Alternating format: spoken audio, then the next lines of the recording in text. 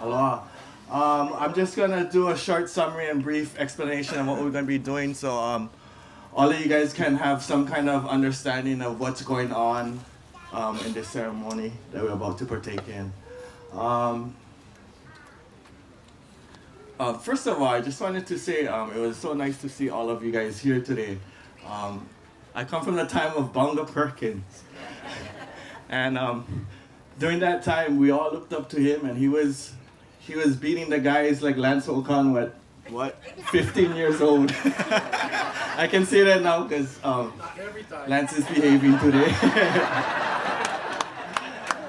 But that was our time when we were kids. I mean, you young kids here, I see Kaniela Stewart here. That was our Bonga, and Bonga was our Rabbit Kikai, or whoever the generation before that. So mahalo for that. What we're going to be doing today is we're going to be sending out Uncle China in his va'a that he created. The first oli I'm going to be doing for you folks, for this place, Ala Moana, for this beach, for the ocean, for the wind that is blowing in our face, is Kauka Hali'a. Kauka Hali'a invites everything up from the mountains. Come join us Makai people here, us ocean people here. We're going to do something very special right now. The second thing that's going to happen is you're going to hear these girls oli. Their oli is just to tell this place, tell this wind, tell all of you guys and Uncle China who they are and where they come from, what family they come from Hula, and why they belong here right now. The hula we're going to be doing today is kumako. It's about a va'a, more than a va'a. It's about Pele and her ohana coming from Kahiki, all the way from Kahiki in one canoe. And in this canoe, they had all their family in this canoe. Young ones, old ones, everybody was inside. One very important one had one unborn baby inside this canoe. They had to get all the way from Kahiki, all the way to Hawaii in this canoe. And everybody had to get there safely, because everybody had kuleana once they reached this island. They had kuleana to make this place special, this place that we call home, yeah? So with that being said, Kamoali'i, Pele's oldest brother, was a master waterman, a master navigator. He was the best at his time. He took charge of that canoe and sailed that canoe all the way to Hawaii. Just before they made it back to Hawaii, it was a long journey. They was getting slammed by waves, little ones, old ones. They had calm seas, had rough seas, all kinds of stuff going on. Kamoali'i made sure that he would figure them out and find a way to get here. They got close to Kauai, way off Ni'ihau, you know, all those small islands that nobody lives on. And the youngest brother came out of the canoe because he was restless. He's been on the ocean for so many months, yeah. He ran around on the island, and Kamoali'i, the navigator of that canoe, said, "Brah, we're here for do a mission. We're not here for play." He went, take off. Almost reaching the next major island, Pele and her sisters and the rest of the ohana said, "Hey, brother, we know you're the master and the steerman of this canoe. We know we owe your life, our lives to you, but you gotta go pick up our brother." And he said, "He's not following the rules, that's what happens." And they said, "No, go pick him up." The goal was, we're gonna go in this canoe and we're gonna all make them there, because we gotta make them there as a family. We all gotta make them there because we all get kuleana when we get to Hawaii. He went turn around, crack his paddle. All you va'a people, you know how to turn that canoe around. He went crack his paddle in the ocean. The canoe went turn around and picked up the brother. They all made it safe to Hawaii. They all took on their kuleanas, and this is what we have today. We have people like Uncle China today because of that. This is what Uncle China did for us. He created one big va'a, and in this va'a, he made sure all these years he had his contest that nobody got hurt. Nobody's felt like they was left behind. It was an inclusive contest. This contest at Waikiki, families came, and not just the best from the family went enter. The entire family went enter, even the one that knew he wasn't going to make the final. Why? Because this contest came so special that it became more than just one contest. It became, for a lot of us, the closest thing to we had called tradition. All of us from Waikiki, I can speak for the people I grew up with, and I feel like I can speak for all of us. What Uncle Chapina for all of us. Kind of going off the subject, but as I was asked to do this by Uncle China, I see him, and I told him, yeah, I got him, and he told me, yeah, I got you, and it kind of radiates what Kekoa said.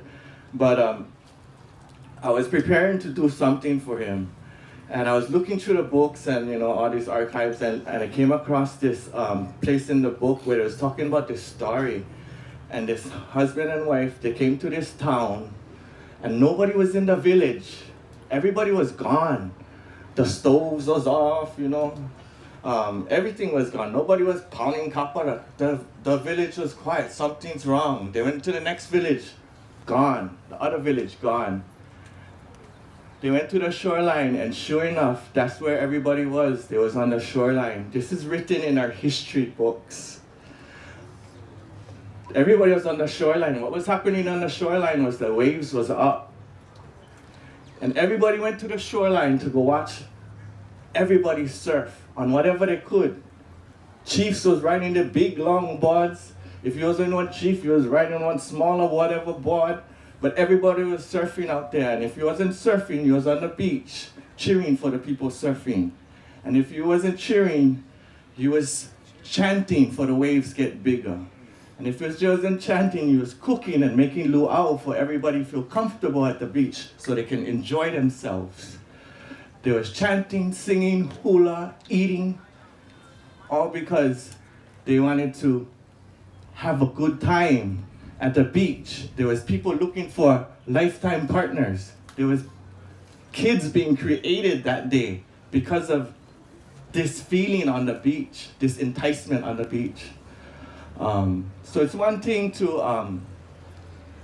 look at a text like this and create and choreograph a hula or chant it and be like, wow, that was awesome. But it's another thing to have lived it. And please remind yourselves that we all have lived it. We lived it because Uncle China, with him providing this space for us at Waikiki, this space was just like what we said, what I read in the book, in the text of Old Hawaii, when it was Hawaiians doing what they felt was instinctively innate now in them to do, was to go enjoy themselves because the elements out there call for it. That's what we did. And yeah, the exact same thing happened. Was there surfing? Yeah, by the best. But not just by the best, because Uncle China invited everybody to his contest. Was there singing? Yeah, I remember at a very young age. I'm sure there was groups before that, but Kapena was singing Ka'au Crater Boys. I remember Roby Kakalau. There's such sweet memories. Was there dancing? Heck yeah, there was dancing. I remember Auntie Laverne,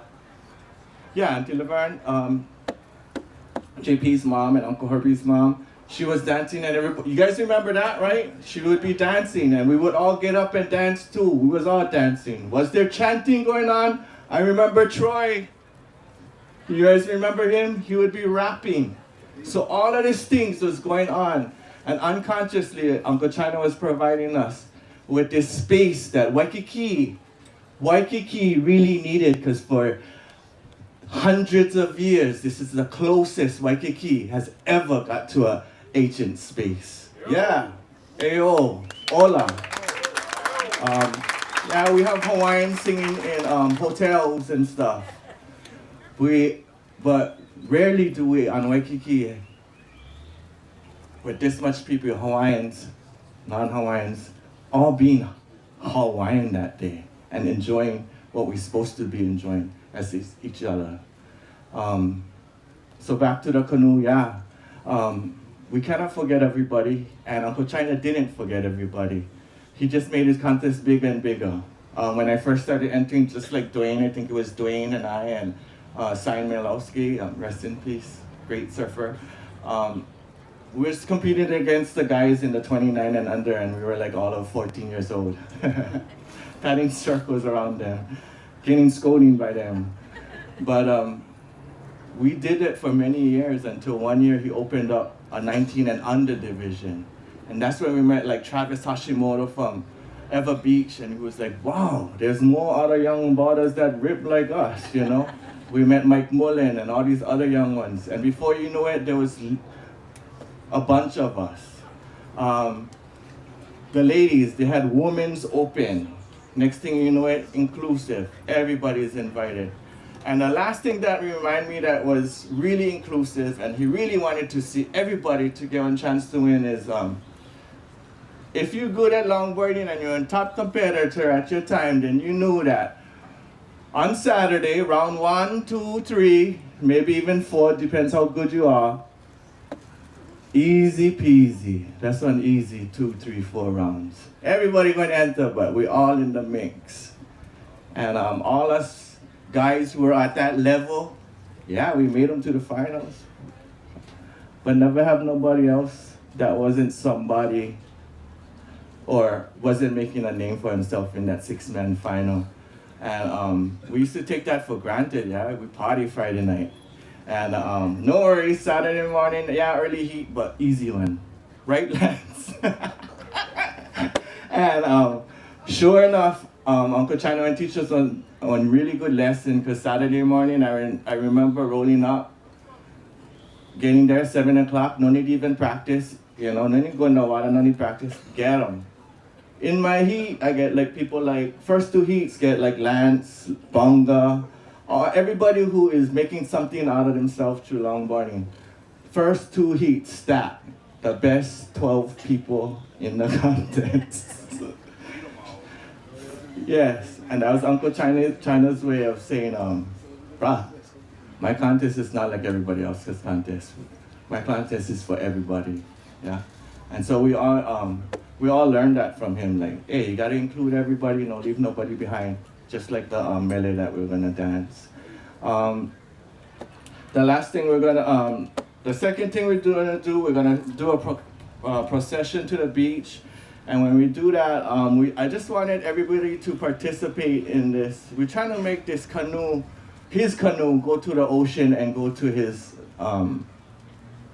you know, to where he's supposed to be. And I want everybody to lend their leos, your voices, and if we can all say, it's a really easy one, hoi, hoi, hoi, kava'ae.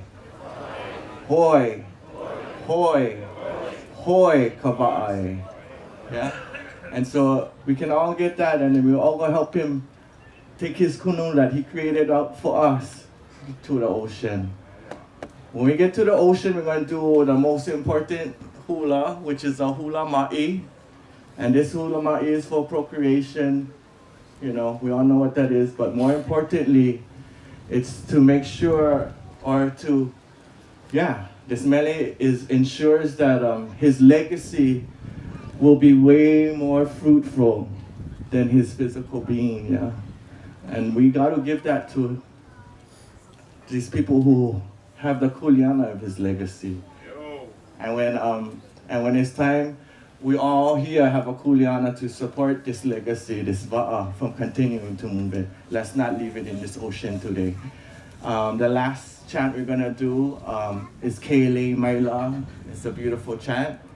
It's a chant that says we're just gonna give you a makana, a lei.